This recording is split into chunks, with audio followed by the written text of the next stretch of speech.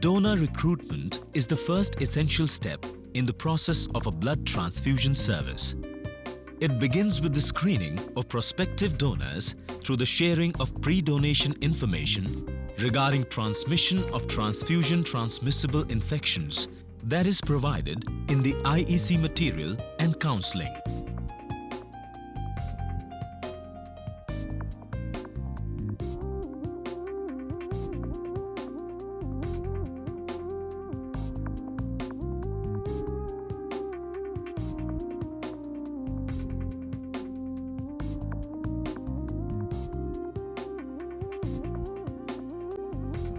In the pre-donation counseling, the donor is asked questions regarding his or her lifestyle and behavior that may be categorized as high risk.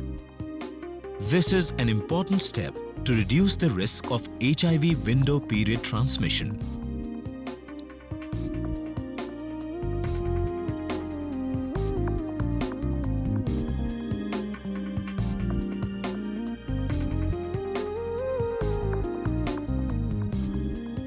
Voluntary non-remunerated regular donors are considered to be ideal for safe blood supply.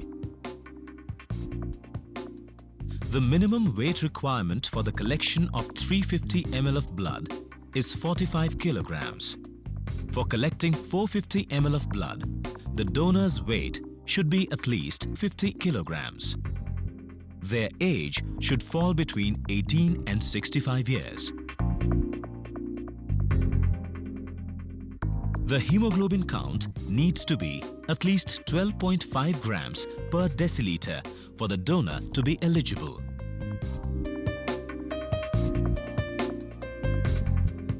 This can be checked using the copper sulfate method.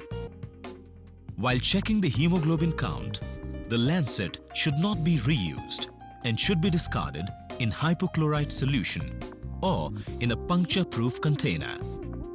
The used swab should be discarded in a yellow bag for biomedical waste disposal. During the process of donor selection, the medical officer examines the eligibility of the donor based on his entries in the questionnaire against the criteria for selection of donors. A detailed medical history and a short physical examination is done to ascertain the donor's medical fitness. Based on that, the donor is either accepted or deferred. In the event of a prospective donor being deferred, an entry is made in the donor deferral register and he or she is given adequate medical advice. Any major surgeries performed or blood transfusion given to you? Just check your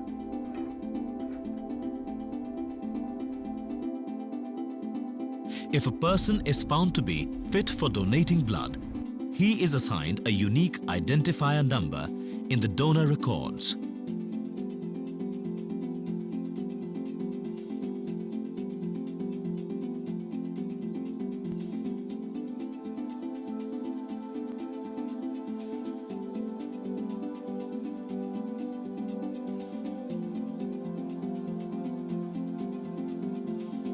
From here begins the process of blood collection. The prospective donor now goes to the blood collection area.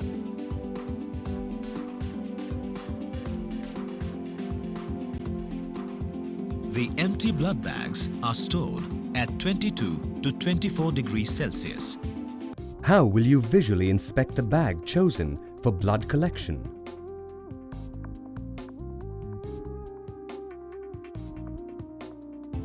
Once the aluminium foil pack is opened, the blood bags inside should be utilized within 10 to 15 days or as per the manufacturer's instructions. For reasons of quality maintenance, the blood center should maintain a blood bag testing report. For NACO-supported blood banks, it can be obtained from NACO or SACS. The bags should be inspected thoroughly before being used for any particulate matter and turbidity in the anticoagulant solution or leakages from the sealed areas of the bag. The donor's unique ID number is pasted on every blood bag and test tube that will carry his blood sample.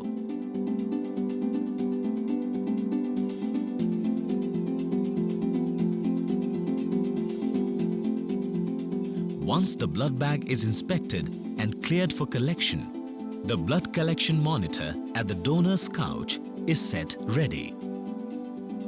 It is important to calibrate and validate the monitor and other equipments before being put to use. The phlebotomy site is cleaned in a circular fashion using 3 cotton swabs of spirit, betadine, and spirit from the center towards the periphery in the presence of the medical officer. It is done in a single stroke of the needle.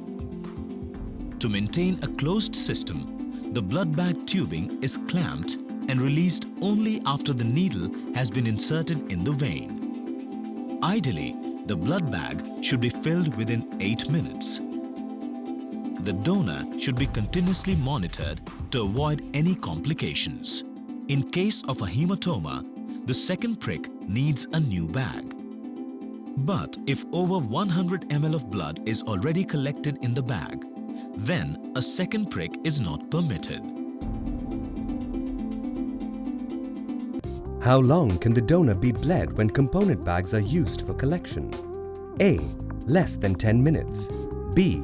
Up to 30 minutes. C. Up to 60 minutes. Yes, the correct answer is A. Less than 10 minutes. When an adequate volume of blood is collected, the needle is taken out and pressure is applied to the phlebotomy site to stop the bleeding.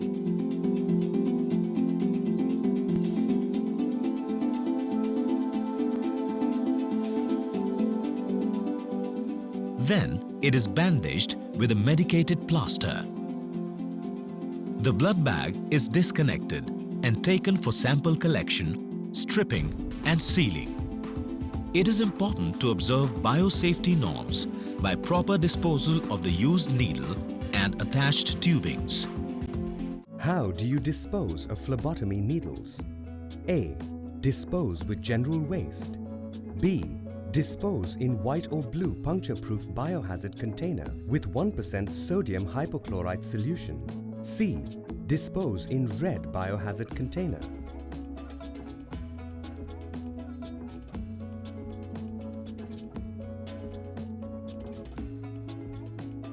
Yes, the correct answer is B. Dispose in white or blue puncture-proof biohazard container with 1% sodium hypochlorite solution. Blood bags intended for platelet separation are then stored at 22 degrees Celsius. Else, they should be stored at 4 degrees Celsius.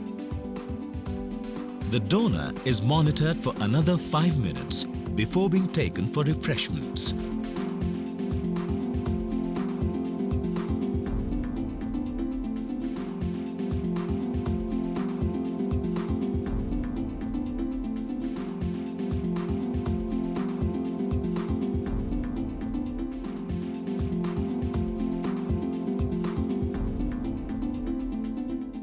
Before the donors are relieved, they are encouraged to give suggestions and feedback so that the quality of service can be constantly assessed and improved. It is estimated that approximately 1% of donors may suffer from vasovagal reaction. How do you manage syncope in a blood donor?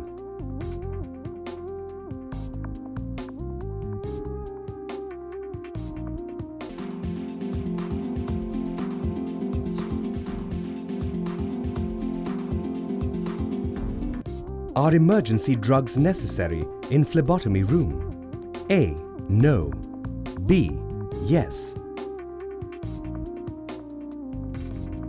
Yes, the correct answer is B. Yes. As a necessary precautionary measure, an emergency kit within its expiry date, an oxygen cylinder along with its accessories, and trained staff must be prepared for any emergency. For the collection of a specifically desired blood component, A separate procedure called apheresis is undertaken using a dedicated apheresis machine. After the desired constituent of the blood is separated, the remainder is returned back to the donor's circulation.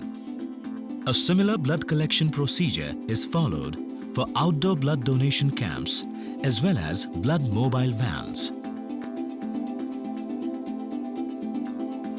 For the bulk transport of blood from the collection site to the blood center or from blood center to the storage center, it is important to maintain the cold chain.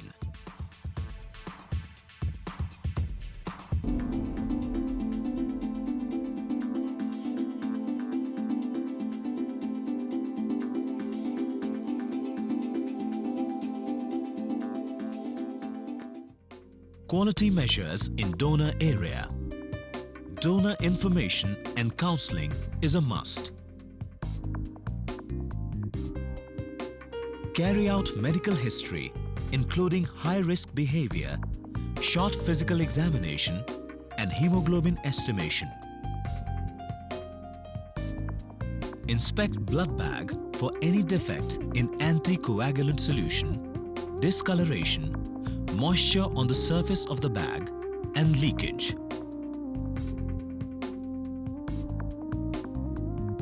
Use equipment that are cleaned, calibrated, and checked for performance. Ensure proper donor arm cleansing.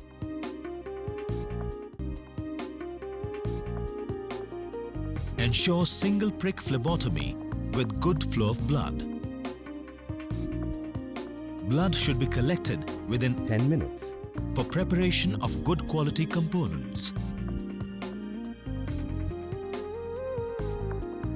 Discard needles and lancets in puncture-proof containers.